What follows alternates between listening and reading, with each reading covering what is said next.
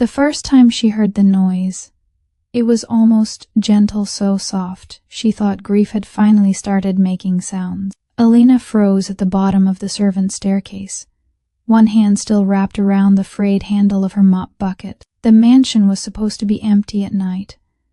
That was the rule. The owner never stayed. The guests never wandered this far down. And the basement, especially the basement, was sealed, forgotten, locked by orders. She had been warned never to question, yet the sound came again. A low, horsey breath. Human. Struggling. Elena's heart slammed against her ribs as if trying to escape first. She told herself to leave, to climb the stairs, finish her shift, collect her pitiful envelope of cash, and go home to her sleeping son. That was what a sensible woman did. That was what a poor maid with nothing to lose should do. But she had learned long ago that silence could be more dangerous than truth. The basement smelled like cold stone and old secrets. The single bulb above flickered as she descended, each step creaking under her worn shoes. The air grew heavier, pressing against her lungs. At the far end of the room stood a steel door she had never seen open, its surface scratched, dented as if something inside had once tried to claw its way out. Another sound came. A cough this time. Weak, controlled, male. Elena swallowed. "Hello," she whispered. Hating how small her voice sounded, the response was immediate. "Don't leave." The words were raw, stripped of pride, spoken by someone who had learned too late what desperation tasted like. She approached the door, her pulse roaring in her ears. There was a narrow barred window at eye level. She stepped closer and looked through. The man inside was sitting on the floor, his back against the wall, one knee drawn up. His shirt was stained dark with blood at the shoulder, his jaw shadowed with days of stubble. His eyes sharp, even through pain, lifted to meet hers. Elena felt the world tilt. She had seen that face before. On television screens in cafes, in whispered conversations that stopped when she entered a room, on the cover of newspapers, folded and hidden under counters. Matteo De Luca. The man who ruled half the city from the shadows. The Mafia boss who never begged, never broke, never disappeared. And yet here he was, locked in a basement like an unwanted animal. "You shouldn't be here," he said, his voice steady despite the tremor in his hands. "You're locked in my workplace," Elena replied automatically, then winced at her own foolishness. A flicker of something surprise perhaps crossed his face. "They told me no one came down here," he muttered. "They lied," she said. For a long moment, neither of them spoke. The silence stretched, thick and intimate, filled with questions neither dared to ask. Finally, Matteo shifted, grimacing as pain caught up to him. "How long have I been here?" Elena hesitated. 3 days, maybe 4. His jaw tightened. "Then they've already decided." She didn't need to ask who they were. Fear crept up her spine, but something else followed it, anger, sharp and unwelcome. "You're injured," she said. "You need a doctor." A bitter smile touched his mouth. "Doctors don't come down to basements like this." She studied him more carefully now, the controlled breathing, the way his left hand curled slightly inward, the dried blood. He was dangerous, yes, but he was also human, bleeding, trapped, and alone. "If I help you," she said slowly, "they'll kill me." "Yes," he agreed without hesitation. Her chest tightened. Somewhere across the city, her son would be curled under a thin blanket, waiting for her warmth. She had promised him she would always come home. Matteo seemed to read her thoughts. His gaze softened, just a fraction. "You have a child." It wasn't a question. Elena's fingers tightened around the bucket handle. "How do you know that?" "You move like someone who's protecting something," he said quietly. "Someone who can't afford mistakes." The truth of it struck her harder than any threat. She unlocked the door. The sound echoed through the basement like a gunshot. Matteo's eyes widened, not with triumph, but with something closer to disbelief. "You shouldn't have done that." "I know," she said, stepping back as the door creaked open. "But I can't leave you here." He tried to stand and failed, collapsing back with a sharp breath. Instinct took over before reason could stop her. Elena dropped the bucket and rushed forward, catching his arm, feeling the heat of his skin, the strength still coiled beneath the weakness. Their eyes met again, Closer now. Too close. Why? He asked, his voice barely above a whisper. Elena didn't answer. Because the truth was more dangerous than any lie. She helped him up, unaware that by opening that door, she had just stepped back into a past, had buried one that involved this man, this city, and a secret that could destroy them both. And upstairs, unseen, a security light flickered on that Elena didn't realize. Her hands were shaking until she felt Matteo steady them with his own. Slow, he murmured, not commanding, not pleading, just present. If they hear us, it's over. That was the thing that terrified her most. Not the blood, not his name, the calm. Men like him didn't stay calm unless they were used to deciding who lived and who didn't. She guided him to an old storage table, easing him down. The basement felt suddenly too small, the air thin. Every sound, the hum of the bulb, the distant groan of pipes, felt like an alarm waiting to happen. I can't hide you, she whispered. They'll notice. They already have, Matteo said. That's why I'm here. She met his eyes. You mean this isn't a mistake? No, he replied quietly. It's a verdict. Elena swallowed hard and turned away before he could see the fear settle fully in her face. She grabbed a rag from her cart and dipped it into the sink. The water ran rusty for a second before clearing. She wrung the cloth out harder than necessary. When she turned back, Matteo was watching her not like a predator, but like a man memorizing a room he might never leave. You're bleeding through, she said, kneeling beside him. This will hurt. I've had worse. Everyone says that. A corner of his mouth lifted, then fell as she pressed the cloth to his shoulder. He sucked in a breath but didn't cry out. His control unsettled her. Pain usually made people smaller. It hadn't done that to him. Why you? She asked before she could stop herself. Why lock you away instead of ending it? Because death is simple, he answered. Fear takes longer. The cloth came away darker than before. Elena's stomach twisted. You need stitches. I need time, he said, and someone who hasn't already decided I'm dead. She almost laughed at the irony. You think I'm that someone? You're here, he said. That's more than anyone else. She cleaned the wound as best she could, her movements practiced. Years of taking care of herself, of her son, of things she couldn't afford to neglect. Matteo watched her hands, the way she worked without drama. You've done this before, he said. She shrugged. Life doesn't wait for doctors. When she finished, she stood quickly, suddenly aware of how close she was to him, of how the past had a way of tightening its grip when you least expected it. I can bring you food, she said, water, but that's all. I can't. I know, he interrupted gently. You don't owe me anything. That should have eased her. It didn't. She turned to leave, then hesitated. If they come back, they won't tonight, he said. They like to let silence do the work. She paused at the door. You speak like you know them. I built them, he replied.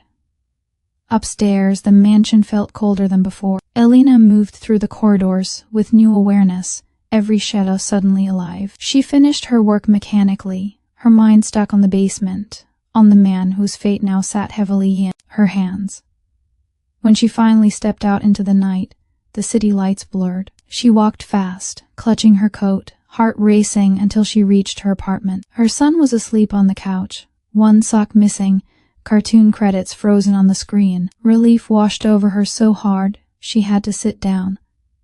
She brushed his hair back, kissed his forehead. I'm here, she whispered, though she wasn't sure it was true anymore. That night, sleep wouldn't come. Matteo's eyes followed her into the dark. The way he'd said you're here echoed like an accusation. By morning, she had decided nothing. And yet she returned. She brought bread, water, and a small packet of painkillers she couldn't really spare. The basement door looked unchanged, but something in her chest tightened as she unlocked it again. Matteo was awake. He looked better, cleaner, steadier. Too steady.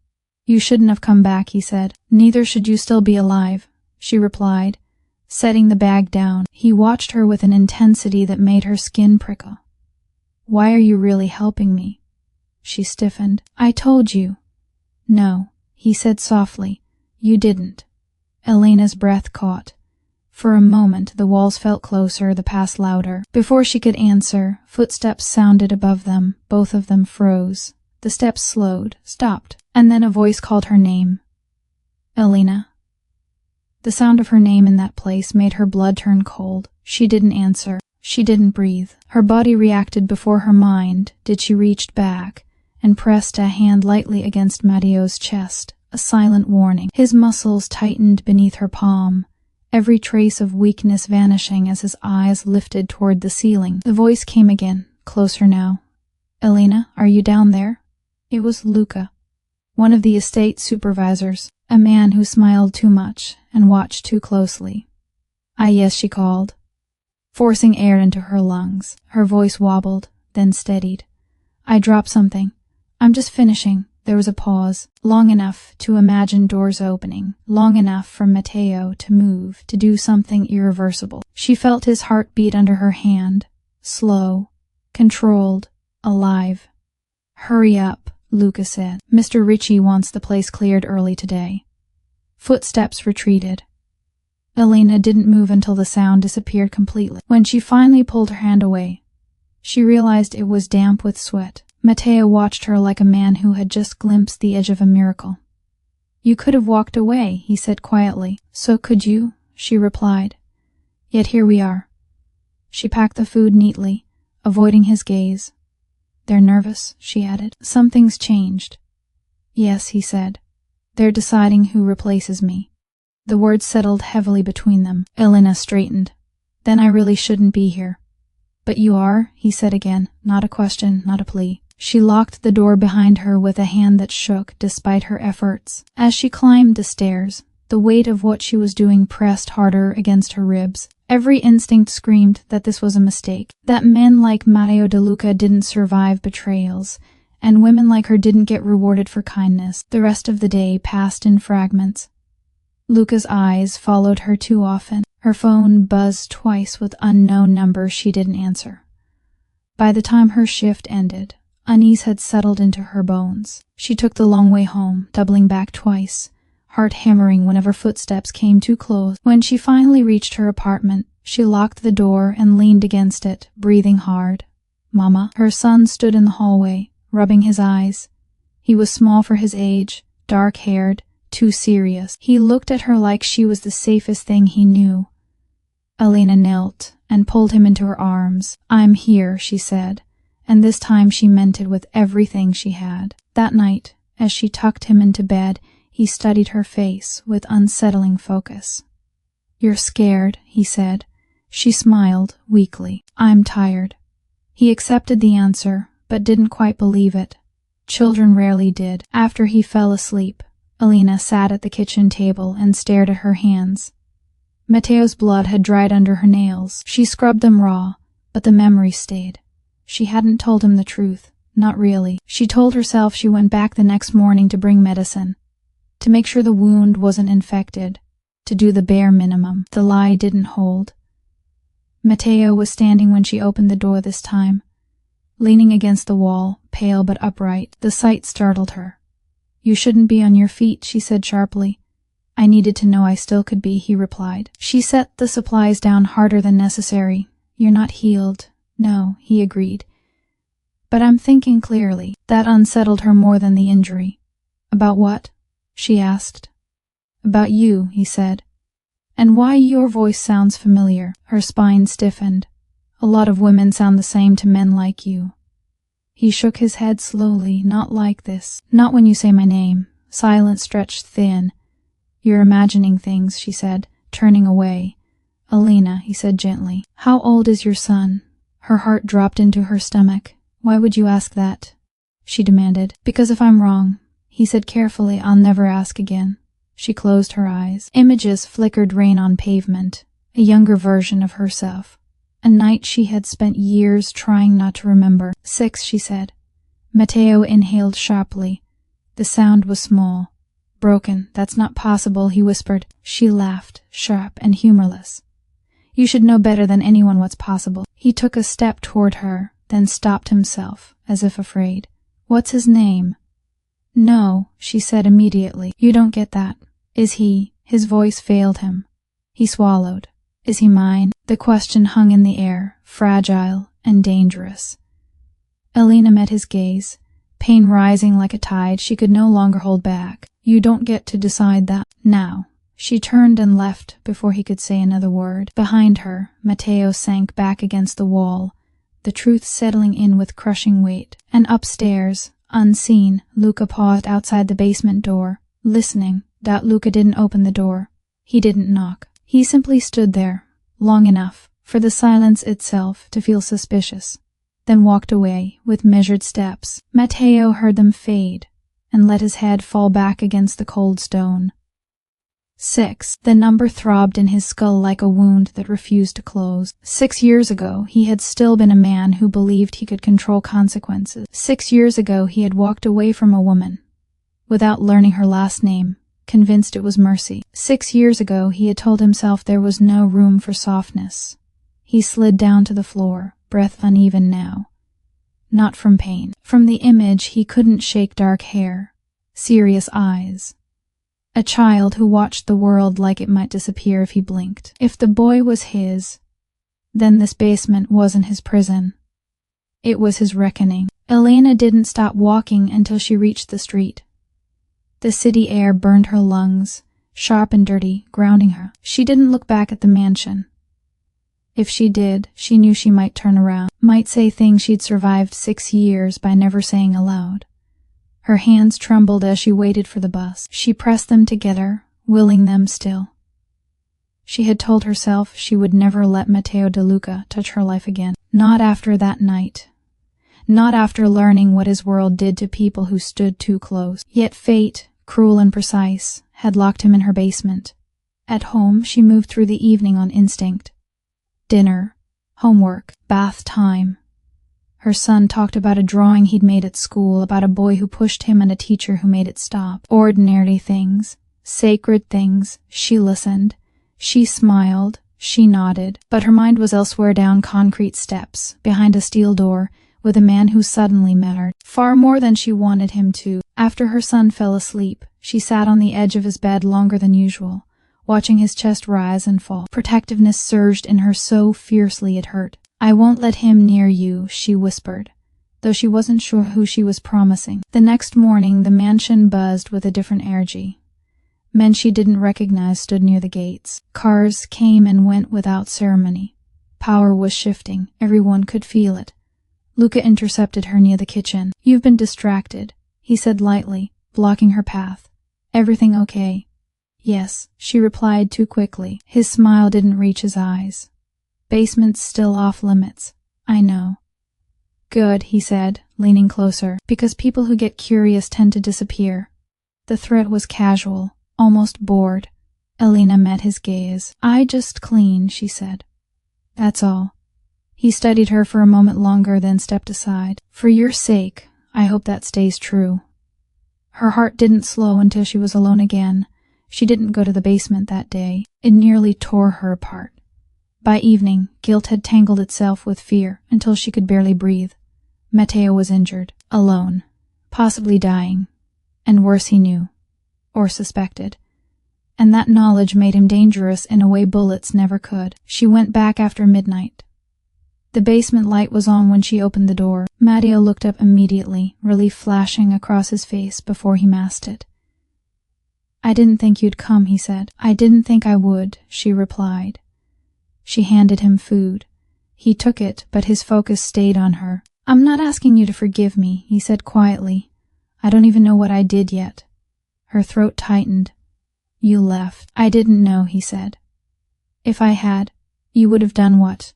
She cut in. "Claimed us, pulled us into your world." His silence was answer enough. She laughed softly, bitter.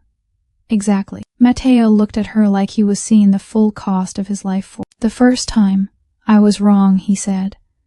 "About everything." "Being wrong doesn't undo years," she said. "No," he agreed, "but it can change what comes next." She shook her head. "There is no next for us." For him, Matteo corrected gently. Her chest tightened. "Don't say that." "He deserves to know," Matteo said. "And I deserve—" "You deserve nothing," she snapped. Then softer, broken, "and neither do I." "But he deserves peace." They stood there, separated by inches and entire lifetimes. Footsteps sounded above them again. Faster this time. Purposeful. Matteo's expression hardened, the softness vanishing behind steel. They're coming. Elena's pulse spiked. Tonight? Yes. She stared at him, realization crashing down. If they came, Matteo would die. And so would the truth she'd been running from, unless she did something unforgivable. She reached for the keys, and for the first time, Matteo looked afraid not of death, but of what her choice would cost her. Elena's fingers closed around the keys, so tightly the metal bit into her skin. Matteo watched her with a stillness that felt heavier than panic. If you open that door, he said quietly, there's no closing it again. I know. They'll come for you, he continued, not just me. They'll follow every thread. I know, she repeated, her voice steadier than she felt. For a moment neither of them moved. The basement light hummed overhead. Somewhere above, a car door slammed. Voices carried faintly through the stone. Time was narrowing. You don't have to do this, Matteo said. I won't blame you if you walk away. She met his gaze, anger flaring hot and sudden. You don't get to absolve me. Not now. She unlocked the door fully and stepped back. Can you walk? He tested his weight, jaw tightening as pain shot through him. Yes. Then do it, she said. Quietly, they moved through the basement like ghosts. Matteo kept to the shadows, his body language changing with each step. Less wounded man, more leader, remembering how to exist. It scared her how quickly it came back. At the foot of the stairs, he paused. Once I'm out, I can protect you. She shook her head. You can't protect him from your world. His eyes flickered. I can try. That's not enough. Voices grew louder. Luca's laugh cut through them, sharp and false. Elena led Matteo not up, but sideways through a narrow service corridor few remembered. It smelled of dust and old wine. Her heart hammered as she opened a small exterior door that led into the gardens. The night air rushed in, cold and wet. Freedom stood inches away. Then a flashlight beam swept across the hedges. Stop. Everything shattered at once. Men poured into the garden from two directions. Matteo moved instinctively, pulling Elena behind him, his injured shoulder slowing him just enough. Luca stepped forward, gun loose in his hand, smile gone. Boss, he said. You really should have stayed put. Matteo's voice was calm, deadly. You always were impatient, Luca. Luca's gaze slid to Elena. Something ugly lit his eyes. You, he said softly. I wondered how you got so brave. Elena lifted her chin. Let him go. Luca laughed. You think this ends with him? Before Matteo could stop her, she stepped forward. He's injured. You want control. You already have it. Killing him just makes a mess. Luca studied her like a puzzle. You care. Matteo felt the truth land too late. Luca's smile sharpened. Interesting. Sirens wailed in the distance, not close, but close enough to make men nervous. Matteo leaned toward Luca. If you shoot me, you'll spend the rest of your life looking over your shoulder. Luca hesitated. Just a second. It was enough. Matteo lunged, pain exploding through his shoulder as the gun went off. The sound cracked the night. Elena screamed, but the bullet missed. Chaos erupted. Men shouting, someone running, someone falling. Matteo grabbed Elena's hand and ran. They didn't stop until the city swallowed them whole. They ended up in an abandoned apartment. Matteo still had keys to one of many forgotten places. He locked the door, then leaned against it, breathing hard. Elena slid to the floor, shaking. You were bleeding again. I'll live, he said, though his face was pale. She laughed then, a broken sound that startled them both. This is insane. Yes, he agreed. And I am sorry. She looked at him, really looked, stripped of power, of entourage, of certainty, just a man facing consequences far too late. You can't come near my son, she said suddenly. Not yet. Maybe not ever. Pain crossed his face, sharp and deserved. I'll respect that. I mean it, she pressed. One step wrong and I disappear. He nodded. I'll wait. The words carried more weight than any promise. Outside, the city kept moving, unaware of the small, fragile ceasefire forming inside a locked room. Alina stood and moved to the window, watching headlights streak past. They won't stop. No, Matteo said softly. But neither will I. She turned back to him, fear and resolve twisting together. She had crossed every line she'd sworn never to approach, and somewhere across the city her son slept peacefully, unaware that his world had just begun to shift. Alina closed her eyes, knowing that by morning, nothing would be simple again. Warning came without mercy. Alina woke on the floor with her neck stiff and her heart already racing, as if it had never truly slowed. For a split second, she forgot where she was. Then she heard the low sound of breathing across the room, controlled, steady, unmistakably not alone. Matteo sat at the small kitchen table, shirt off, shoulder bandaged with practiced precision. He looked older in the gray light, the sharp angles of his face softened by exhaustion. Less myth, more man. You should have woken me, she said hoarsely. You needed rest, he replied. You did sleep much before. The familiarity in his tone unsettled her. As if he had any right to know that, she pushed herself up, wincing. I have to go home. I know. And you can't come with me. I know that too. She studied him, searching for resistance, for argument. There was none.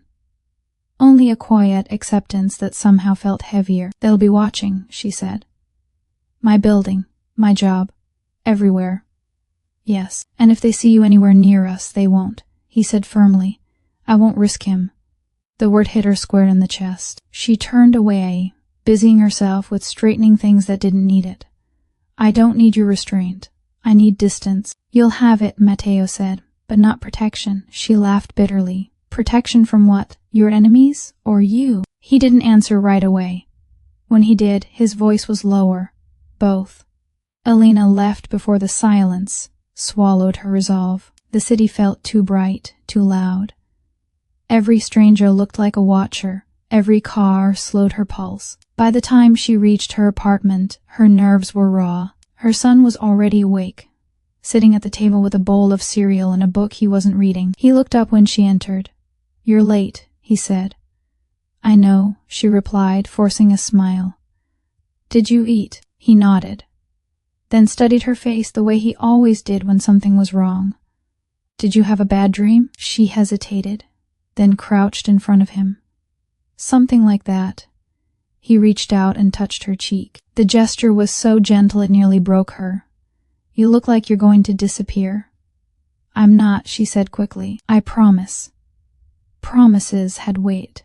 She felt it settle on her shoulders as she pulled him into a hug. At work, the mansion buzzed with tension. Luca wasn't there. Neither were several other men. The absence screamed louder than their presence ever had. By noon, Alina was called into the office. 2 men waited inside. Neither smiled. Sit, one said. She did. They asked simple questions. Where she'd been, what she'd seen, whether she'd noticed anything unusual. She answered calmly, carefully. Years of surviving on the edge had taught her how to tell the truth in ways that hid more than lies ever could. They watched her closely. Finally, one of them leaned back. If you hear from him, he said, you tell us. I don't know who you mean, she replied. His gaze sharpened. Be careful, Alina. Loyalty is expensive. Curiosity is fatal. When she left the room, her legs nearly gave out. That night, she didn't go to Matteo. She sat on the floor beside her son's bed and watched him sleep, counting his breaths like a prayer. She told herself this was enough, that she could cut the thread now before it wrapped around her child's life. Her phone buzzed once. Unknown number? She didn't answer. It buzzed again, then stopped. She stared at the screen for a long time before turning it face down. Across the city, Matteo stood in the shadows of the abandoned apartment, watching the street below. He hadn't moved all day. Pain throbbed through his shoulder, but it was nothing compared to the ache in his chest. He had ordered men killed for less than the fear he felt now. For the first time, power meant nothing. Money meant nothing. Reputation meant nothing. There was a boy out there who might be his son, who didn't know his name, who deserved a life untouched by blood. And there was a woman who had risked everything to give him a chance he didn't deserve. Matteo picked up his phone and typed a message he erased 3 times before sending. I won't come near you, but you won't face this alone. The reply came hours later. One line. Don't make me regret believing you. He closed his eyes, pressing the phone to his forehead.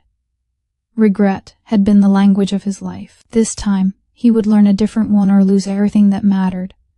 Outside, a car idled too long at the corner, and far away, Alina stood at her window, watching the same night, knowing the distance between them was thin, fragile, and already being tested.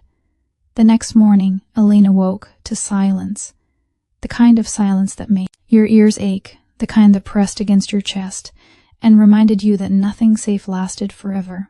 Her son was asleep longer than usual, the sunlight spilling lazily across his messy hair, and for a moment she allowed herself a breath of peace. It did till last. A knock at the door shattered it. Shop.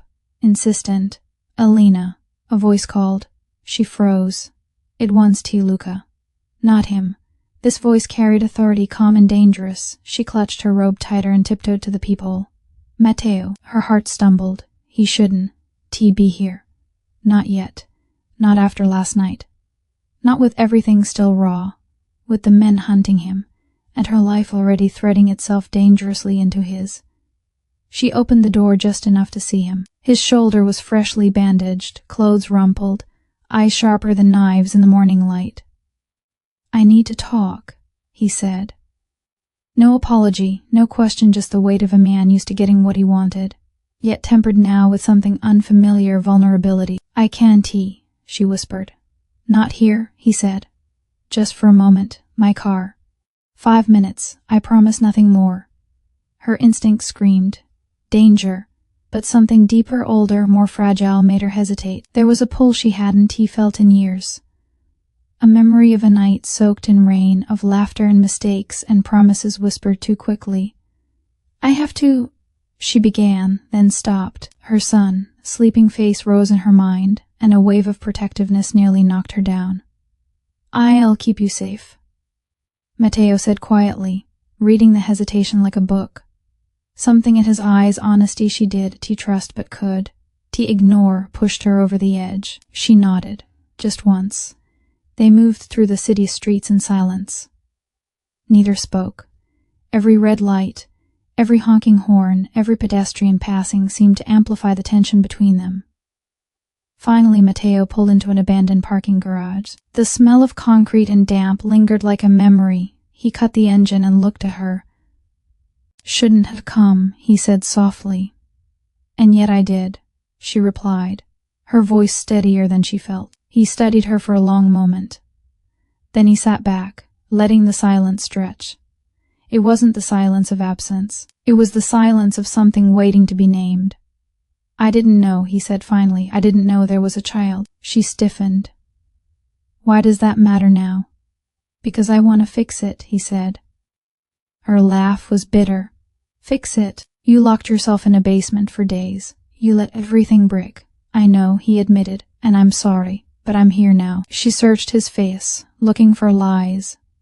Found none. Just a man stripped down to the things he couldn't outrun, regret, fear, and a sudden awareness that the life he thought he'd left behind had taken root anyway. Do you know what it's like, she said quietly, to raise a child alone, knowing that every mistake you make could cost him everything? I can imagine, he said. You can't, she whispered, because you didn't. And yet I want to, he said, voice low, eyes not leaving hers. I want to try. If you'll let me. Her chest tightened. The words carried a weight she didn't know if she could bear, because letting him try didn't just mean trust it, meant opening the door to pain she'd spent 6 years locking away. She looked at him, really looked, and for the first time in years she felt the old pull, the dangerous, aching pull of the man she had once loved and feared in equal measure. I can't promise anything, she said finally. And if you hurt him, I won't, he said. His tone was absolute, unshakable. The lights from above flickered, casting shadows that danced across his face. In them, Elena saw the truth she had denied herself, that he had changed. Not entirely. He was still Matteo De Luca, still a man built for power and fear. But now there was something else, something soft, fragile, and undeniably human. She swallowed, 5 minutes, she said. He nodded. Then we start there. And as they spoke, as the city thrummed below them, both knew it would. 5 minutes. Not really. Not with the past still bleeding through. Not with secrets that had been buried for years ready to rise. But it was a beginning, a step into something neither of them could yet name. And somewhere deep inside, Elena realized she was terrified and alive. Outside the streets were quiet, but danger was never far, and she knew, whatever came next, nothing would be the same again. The air in the car was thick with unspoken words. Matteo drove slowly, his eyes flicking to her only once, but that glance was enough to send her heart hammering. She wanted to speak, wanted to demand answers, wanted to scream about the past, about the years he had vanished, about the child he might never know, but every time she opened her mouth, the right words dissolved. Finally, she broke the silence. Why now? Because I can undo the past, he said, voice low, almost a growl. But I can try to fix what comes next. She laughed bitterly, a sound that was more pain than humor. Try, that is what men like you always say. And yet, look where it got me. His hands gripped the steering wheel tighter, knuckles white. I'm not like them anymore, he said quietly. Not tonight. The weight of his words settled between them, thick and impossible. Elena's mind flashed to the basement, the cold stone, the blood, the way he had looked at her, not as a Mafia boss, but as a man broken and raw. You know this changes nothing, she said finally. Even if you stay alive, even if you want to be part of his life, I can't trust you. Not yet. I don't expect trust, he admitted. Not after what I did. I only ask a chance. A chance. She thought of her son, of his small, serious face, of the nights she had whispered promises she could barely keep. And she thought of Matteo, standing alone in that basement, vulnerable in a way no one had ever seen him, and she felt something she hadn't in years. Hope. Minutes, she said again, echoing the words from the garage. 5 minutes to prove you mean it. He gave her a small, almost imperceptible nod. I'll start there. They drove in silence after that. Not the oppressive silence of fear, but one of fragile truce. Matteo's presence filled the car with tension, but also something else, an odd comfort she could yet name. When they arrived, she led him to a small, quiet park near her apartment. It was nearly empty, save for a few early risers and joggers. She kept a hand on her son's shoulder as they walked. Matteo at her side, careful not to overstep, careful not to frighten. Her son looked up at him. Innocent, curious, brave in ways children always were. This is Matteo, she said softly. He's a friend. The boy studied him, eyes sharp. Searching. Elena felt her chest tighten. How much could she reveal?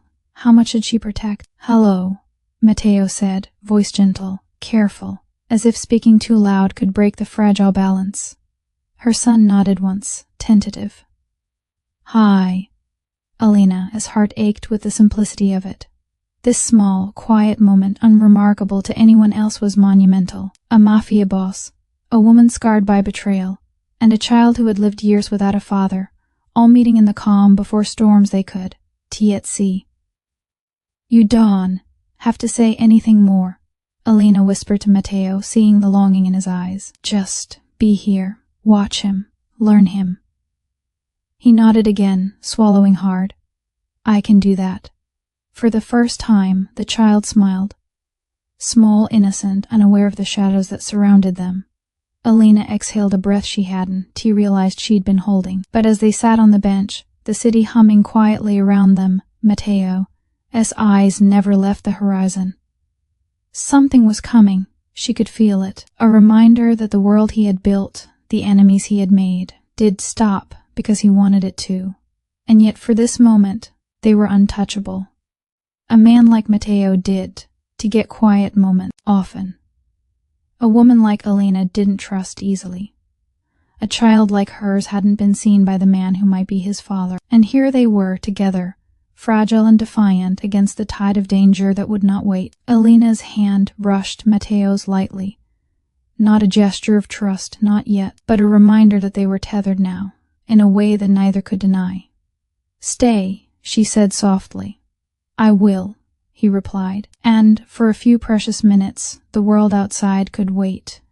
But they both knew it wouldn't. It never did, because secrets like his, and truths like theirs, were never safe for long. A shadow moved at the edge of the park. Just a figure, just a presence, but enough to make Alina's stomach drop, and Matteo's head snapped toward it, the sharpness returning to his gaze. They weren't safe. Not yet. But they had this moment, and for now, that had to be enough. The shadow lingered at the edge of the park long enough to make Alina's pulse spike. Her hand tightened around her son's small fingers. She could feel Matteo shift beside her, muscles coiling like a spring ready to snap. "Stay behind me," he murmured. His voice was low, careful, but there was steel beneath it. Alina nodded. Her son didn't speak, only squeezed her hand tighter, trusting her in the way children did, blindly, without understanding the danger that circled them. The figure stepped closer, a man in a dark coat, face partially obscured by the morning light. He didn't rush, didn't run. He walked with purpose, the kind of quiet confidence that made Matteo stiffen instantly. "Luca," Matteo said, the single word carrying the weight of history, betrayal, and menace. Luca stopped a few meters away, hands in his pockets, a faint smirk on his lips. "Morning," he said casually, as if nothing were at stake. Matteo didn't answer. His jaw tightened. Alina felt the tension radiating from him, a dangerous, contained energy. "This is getting complicated," she whispered to Matteo. He didn't respond. His eyes were fixed on Luca, analyzing, calculating, predicting. She had never seen him like this, completely stripped of everything but instinct and survival. "You'll let him out," Luca said finally, addressing Matteo. "Did you enjoy your little vacation in the basement?" Alina's stomach dropped. She hated hearing the casual cruelty in Luca's voice, the way he spoke as if imprisoning a man, anyone, was a game. Matteo finally spoke, his voice calm but deadly. "You weren't supposed to find me." Luca smiled. "Plans change. I always know who's watching." Alina felt a cold shiver run down her spine. He had always been the kind to see every angle, every possibility, and now she was caught in the middle of it. Her son tugged at her sleeve. "Mom, what's happening?" She crouched, bringing him close. "Nothing you need to worry about, just shadows from the past." He frowned, but accepted it, trusting her words. Matteo's gaze didn't leave Luca. "Go home," he said. "This doesn't concern you anymore." Luca laughed softly. "You think you can just erase what's been done? You think leaving her and the boy alone makes this over?" "No," Matteo said. "But if you touch them, I swear you'll kill me." Luca interrupted, smirk widening. "You always liked violence, Matteo. I've learned patience since then. Don't tempt me." The tension stretched taut between them. Alina felt her chest tighten so fiercely she thought she might suffocate. She had underestimated just how deep Matteo's past ran, how dangerous the men around him were, and how quickly their fragile truce could shatter. Matteo's hand brushed hers briefly, a silent reassurance, a tether to keep her anchored. Alina realized then that this was no longer about survival. Not just hers, not just Matteo's. It was about the boy, about protecting him from the darkness that had consumed her past, and the man she had once loved. Finally, Luca took a step back. "This isn't over," he said, voice low, almost a whisper. "But enjoy your fleeting peace." He turned, walked away, blending into the morning crowd, leaving them trembling but alive. Alina exhaled shakily, looking at Matteo. He stared at the spot where Luca had disappeared, his expression unreadable. The calm, controlled man she had seen in the basement was gone. What remained was something raw, something human and dangerous. She gripped her son's hand. "We can't stay here," she said. "No," Matteo agreed. "But we're not running either." "Not yet." The boy looked between them, sensing the weight of unspoken words. "Who was that?" he asked softly. Alina looked at Matteo. His expression softened slightly. "Just someone from a long time ago," she said. "Someone we have to be careful around." The child nodded. Innocence, yet awareness beyond his years. They walked back toward their apartment slowly, Matteo just behind them, silent but vigilant. Alina felt a strange mixture of fear, relief, and something she hadn't admitted to herself trust. Fragile, delicate, but present. Back inside, Elena locked the door behind them, double-checked every window. Matteo leaned against the wall, watching her with eyes that held every emotion she had ever feared and longed for: regret, guilt, longing. "You were brave," he said finally, almost to himself. "I had to be," she replied. He nodded, looking down at the floor. "I was a coward," he admitted. "I left. I failed." Her throat tightened. "We all fail sometimes. What matters is what we do next." He looked up at her then, and for a heartbeat, the world shrank to just the three of them: the child, the woman, the man who had once held power over life and death, but now only held his own regrets. And in that quiet room, Elena realized that the fight wasn't over. It never would be. But maybe, just maybe, the beginning of something stronger, something human was possible. She didn't know what the next storm would bring, but for the first time in 6 years, she believed they might survive it together. Outside, the city moved on, unaware of the fragile truce forming in that small apartment. And Matteo, silent, watched the streets, thinking of enemies, mistakes, and a chance at redemption he had once believed impossible. Inside, Elena hugged her son tightly, whispering a promise to herself that she would protect him, no matter the cost. And this time, she knew Matteo would help her, not as a boss, not as a threat, but as the man he truly could be. But the shadows were waiting, patient and relentless, for the moment their fragile peace cracked. The sun was dipping low, painting the city in bruised shades of orange and purple. Elena stood by the window, her son playing quietly on the floor, the soft sound of blocks clicking together almost sacred after the chaos of the last days. She hadn't looked away from the street outside for hours, a silent sentinel guarding what mattered most. Matteo sat across the room, shoulder still stiff from the basement wounds, but eyes alert, sharp, scanning even the familiar apartment. The tension he carried wasn't just for enemies, it was for every mistake he had made, every life he had touched and left broken. And now, for this boy, he carried it differently, carefully, consciously, almost painfully aware of the fragility of trust. "Elena," he said finally, voice low, cautious, "we need to talk. About him. About us." She didn't look at him. "There's nothing to say." "Yes, there is," he replied, rising slowly and walking toward her. "I left you 6 years ago. I let you raise him alone. I disappeared into my world like I was untouchable, untouching. And now," his gaze softened, almost breaking her, "now I see what I lost, what I ignored.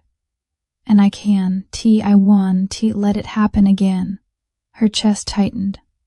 She wanted to believe him, wanted to forgive him, but trust wasn't something you could summon after years of absence. "You think one act rescuing yourself from a basement, saving your life for a moment, changes the past?" she asked. He stepped closer, careful not to invade, but close enough that she felt the heat of him, human and real. "It doesn't. But what I do now can shape the future. For him, for you, for me." Her son looked up suddenly, holding a block in his small hand. "Papa?" His voice was tentative, uncertain, hopeful. Elena's breath caught. She hadn't expected this. Not here, not now. But the boy's eyes, wide and trusting, didn't see a Mafia boss. They saw a man. One who could be someone. Matteo knelt slowly, bringing himself down to the child's level. "Hi," he said softly. "I'm Matteo." The boy studied him for a long moment, then nodded. "I like blocks," he said. Matteo smiled, small but genuine, and reached for the blocks.